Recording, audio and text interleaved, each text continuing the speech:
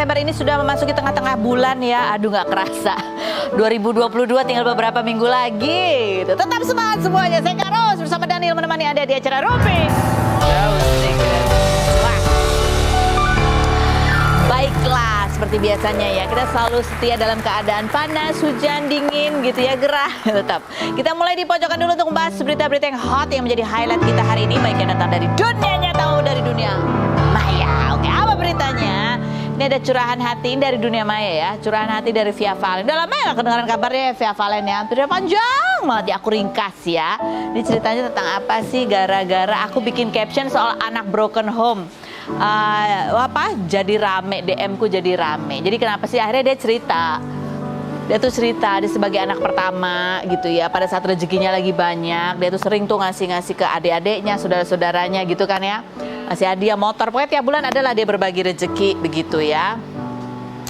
Tapi ada efek buruk ya, dia bilang gitu. Ada beberapa yang kemudian terlena sehingga yang ngarepin uang saku aja dari Via Valen gitu. Jadi ada beberapa yang juga akhirnya nggak mau usaha sendiri gitu, atau semangat untuk usaha sendirinya agak kurang gitu ya. Gitu sampai akhirnya Via Valen dia udah nih kayaknya salah deh caranya, nggak boleh begini, harus di stop semuanya, stop gitu kan. Gara-gara itu dia didiemin ya, dia bilang katanya dia dimusuhin, dia merasa dimusuhin gitu jadinya ya, banyak tidak puas, sombong amat sih, kok nggak ngasih uang saku lagi gitu kali ya, gitu ya. Bahkan ada beberapa pemberiannya Via Valen tuh kayak motor, mobil apa tuh yang kemudian dijual-jualin gitu ya.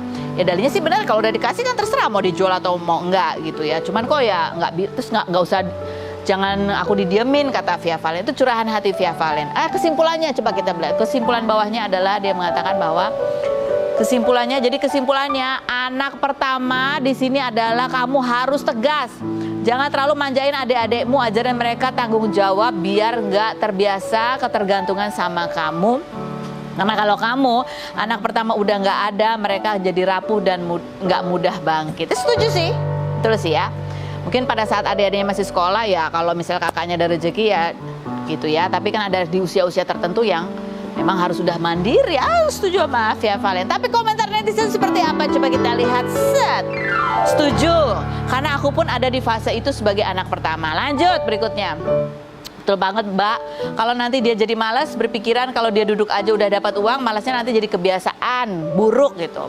Loh, lagi berikutnya. Setuju, berilah kail dan pancingnya, jangan berikannya. Lagi yang lainnya ada komentar, diceritain di medsos apa nggak bikin jadi berantem lagi. Mungkin menurut Via Valen udah kepalang tanggung.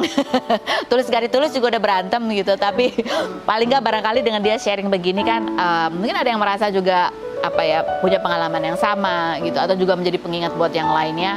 Jangan kita terlalu bergantung sama orang lain gitu ya. Bergantung hanya pada Allah dan usaha. Oke, lanjut berikutnya. Ini juga lagi rame nih dari kemarin ya. Widi tiba-tiba bikin story tulisannya gini. Gua cabut juga dari Viera ya, gua udahan. Viera gua pamit juga ya. Gue pamit juga, ada kata juganya ya. Tim produksi juga ya, gue pamit. Assalamualaikum katanya gitu. Terus dia ngetek semua, ada Kevin apa segala macam.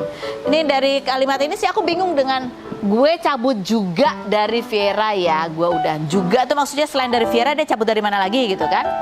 Tim produksi juga ya, gue pamit. Oh ya itu maksudnya selain pamit sama Viera ya. Oke. Jadi kan orang jadi bingung ya gitu, nggak ada angin hujan tiba-tiba dia pamit kan. Kemarin kan sempat kita lihat banyak manggung ya dia ya, dan ada beberapa juga yang viral. Tapi habis itu buru-buru yang menjawab mengklarifikasi adalah Kevinnya. Coba kita lihat postingan Kevin ya. Dia bilang gini, ini nggak benar ya guys, HP-nya kayaknya dibajak tadi deh. Barusan ketemu saya di markas TNI AL, aman-aman aja. Malam ini juga manggung bareng. Makasih perhatiannya, kalian top banget katanya gitu. Wahai pembajak handphone, nyahlah kamu dari gitu. Tapi kita udah menghubungi ya. Kita menghubungi Widi, ada tanggapan? Belum mau. Udah dijawab? Hah? Belum bisa jadwalnya. Oh jadwalnya belum bisa. Terus Kevin udah dihubungin? Belum mau.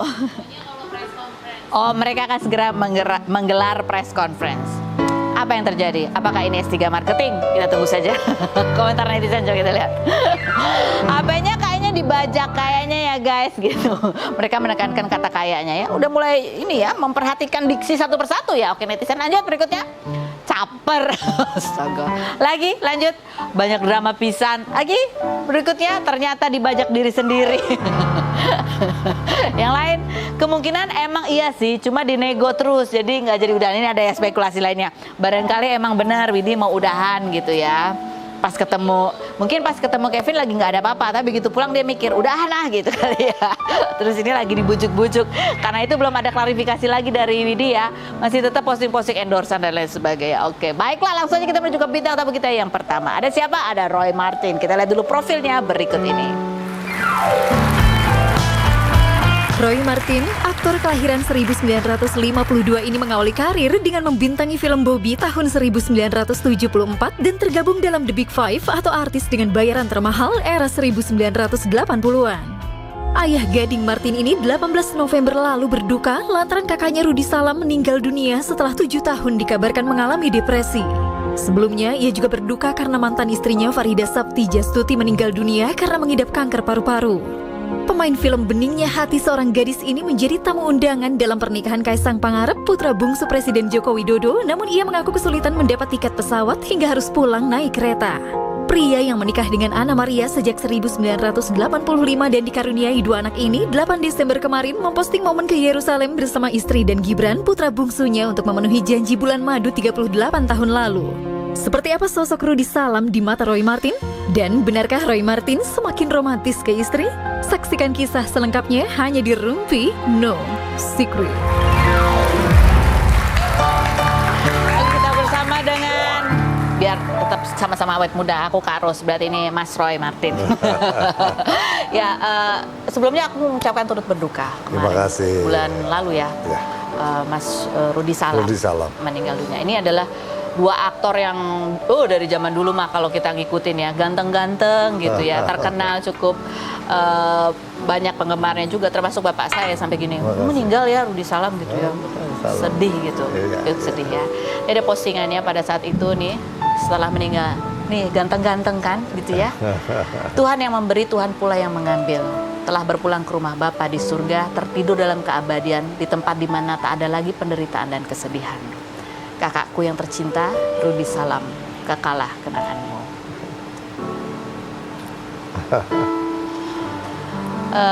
Pasti masih sedih dan kehilangan sekali.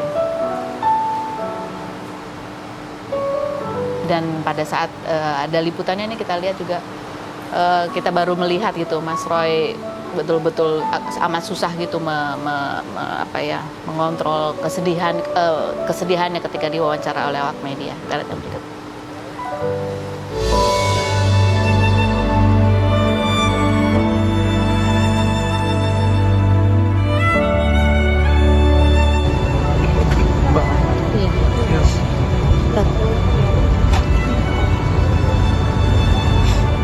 Terima kasih untuk Tuhan yang sudah dipanggil tempat di mana tidak ada kesedihan dan kesakitan. Kalau dari yang kita dengar sebelumnya memang mendiang itu mengalami hal-hal yang depresi juga. Sakit, ya. Betul? Jadi pertamanya adalah dia vertigo. Dia vertigo, karena vertigo dia kemudian agak malas untuk bergerak. Dia berobat ke kanan ke kiri, tapi dokter tidak menemukan penyakitnya. Dia orang yang sangat sehat, artinya dia hidupnya tertib, sangat sehat, olahragawan, dari muda dia olahragawan gitu. Tidak aneh-aneh hidupnya, selalu tertib, dan jantungnya luar biasa bagusnya, paru-paru, ginjal, seluruh organ tubuhnya bagus. Yang jadi masalah adalah ketika dia bukan migrain, sakit vertigo. Vertigo, dia agak malas untuk jalan. Lama motoriknya terganggu. Terus malas jalan, cuma duduk di depan TV terus. Itu kira-kira 7 tahun. Setelah 7 tahun ya ototnya mulai tidak bisa bergerak. Mulai ada, kemudian badannya susut, cuma 45 kilo gitu. Jadi bicara masih bagus, ingatan masih bagus, tapi 1 tahun belakangan dia bicara saya udah nggak paham. Jadi istrinya yang tahu apa yang dia mau. Jadi ketika dia pergi, saya kira itu adalah kasih Tuhan yang luar biasa. Sudah terlepas dari penderitaannya.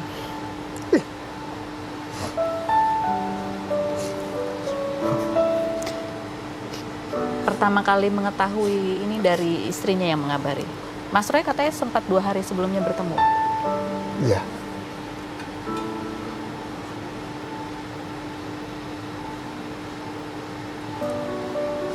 Ada tisu? Sorry. Saya datang tapi Rudi tidur, istrinya baru pergi, jadi saya nggak sempat ketemu. Tapi saya doa sebentar, kemudian saya ada urusan di Jambi. Jadi ketika meninggal itu saya masih ada di Jambi. Mas Roy juga cerita bahwa Mas Rudi Salam ini adalah sosok malaikat kehidupan Mas Roy. Masa muda dulu, masa kecil mungkin ya, sering melindungi pada saat Mas Roy sering dibully. Ketika itu kan masih semangat anti Belanda, masih luar biasa. Saya sekolahan saya itu di depannya tangsi, anak-anak tangsi, anak-anak tentara itu kan nakal-nakal. Jadi setiap hari saya dicegat, diajak berkelahi, dikeroyok dari situ. Malah dianggap company. Dianggap antek company. Jadi saya dikeroyok gitu. Jadi kalau saya main di kampung sebelah itu main bola pasti berantem gitu. Jadi Rudi lah malaikat pelindung saya. Selalu datang melindungi saya. Sosoknya seperti apa lagi sih? Pada saat sama-sama terjun ke dunia hiburan. Iya, ketika itu Rudi di Jerman. Saya bilang, Rud, mending pulang untuk main film. Saya sekarang jadi bintang film. Akhirnya dia pulang, dia ikut main film. Dia orang yang pertama dari anak-anak ini anak emas ini, golden boy gitu. Dari keluarga itu dia sangat paling disayang sama nenek saya, disayang, papi mami sangat menyayangi dia. Dia orangnya keren, disiplin, Baik. sekolahnya pinter, olahraga nomor 1. Seluruhnya berbanding terbalik Dengan adiknya yang ini. berbanding terbalik dengan saya gitu. Saya ini kalau istilahnya ada istilah anunya itu ketimun bungkuk gitu. Anak yang nakal gitu, anak yang tidak diharapkan oleh orang tua. Ya kayak gitu. Sebuah paradok dari saya itu Rudi. Dia sangat serius, dia sangat tertib, dia sangat religius, dia sangat cerdas. Pokoknya golden boy gimana sih? Tapi dia selalu juga melindungi Mas. Oh iya, dia selalu melindungi adik-adik. Pada saat 7 tahun ketika dia mulai hanya di depan TV karena vertigonya gitu. Apa sih yang menjadi keresahannya pada saat itu? Itulah yang dia tidak pernah cerita. Mungkin itu satu hal, dia tidak pernah mau cerita apa masalahnya, sehingga kita nggak tahu ada masalah apa. Pasti ada masalah, cuman kami jujur kami tidak tahu ada. Mungkin ada hal-hal yang dia tidak bisa sampaikan. Saya nggak tahu ada. Jadi yang paling dirindukan setelah kepergiannya apa? Momen-momen apa? Setiap momen dia ketika pulang dari Amerika gitu, dia suaranya sangat bagus, dia ambil gitar, dia nyanyi, satu keluarga kumpul, dia menghibur adik-adiknya, selalu kasih nasihat adik-adiknya. Seperti itu. Apa nasihatnya ke Mas Roy?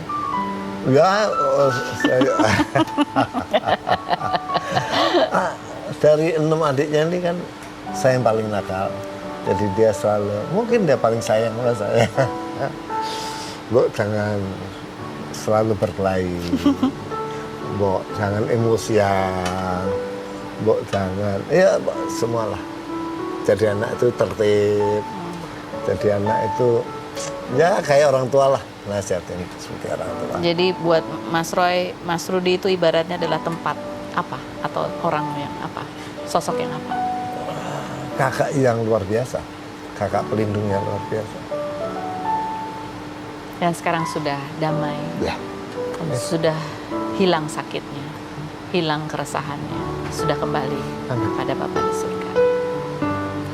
Kita lihat ini untuk mengobati kerinduan ya. Ada beberapa sinetron gitu karya dari mendiang Rudy Salam berikut ini. Kenapa? Maaf Tante, saya nyasar dan terpleset. Oh, tangannya luka. Ayo masuk dulu untuk dicuci. Hah? Nanti infeksi. Ayo masuk dulu, diobati lukanya. Kenapa kamu selalu membuat hati papa dan mamamu menjadi susah? Kamu senang ya? Kemana kamu semalam? Dan apa yang kamu lakukan di luar sana? Kamu tidak tahu, seisi rumah ini kebingungan mencari kamu.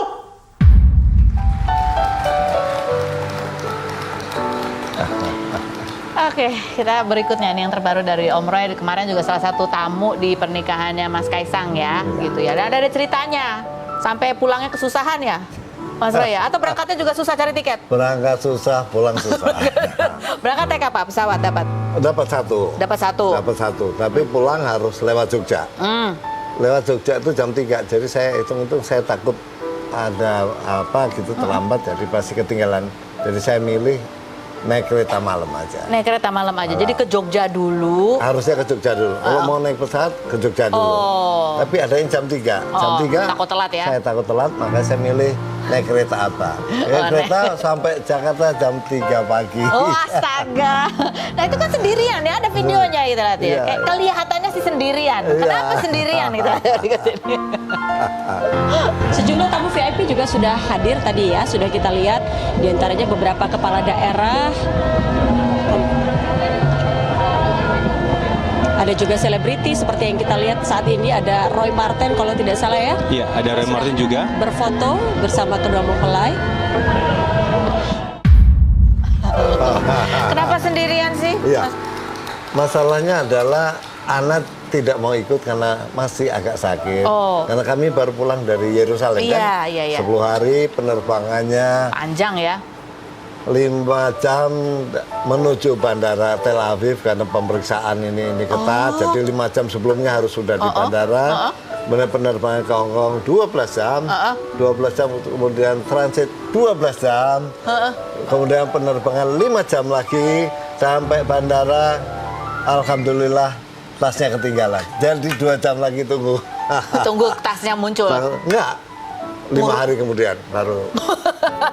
Jadi urusan-urusan ini dulu ya. Astaga, ya ampun lebih dari sehari ya. 36 jam lebih. Jadi anak bilang mintain maaf saya nggak bisa datang. Tapi hebat berarti Pak Surya Mas, dari perjalanan yang panjang itu masih harus naik kereta malam nyampe jam 3 pagi. Semangat. Semangat. Di sana juga nyari penginapan juga susah katanya. Nah, penginapan jangan sangat susah. Jadi anak saya, karena saya gaptek, jadi minta anak saya pesenin. Monik, tolong booking papa. Booking ini pak. Sebentar, yang lain mana? Ini. Yang itu aja. Oh, udah habis. Jadi ketika dia posting, 5 menit kemudian udah habis. Ya. Kemudian telepon ada pengusaha sahabat Mas Arti. Mas Arti ini punya Gesos. Namanya anak soleh, dapat rezeki anak soleh. Dapat ya, tinggal di situ ya. Gratis. Gratis, alhamdulillah. Ternyata itu hikmahnya. Ya, nggak dapat hotel tapi dapat tempat tinggal. Gratis. Nah ini Om, ini aku mau nanya nih, kan Om kan anak-anaknya pergaulannya luas ya. Tapi nggak ada yang kenal sama yang naik jet pribadi ini. Coba kita lihat. Nih Raffi Ahmad aja naik jet pribadi. Saya sebetulnya juga naik, cuman saya nggak mau.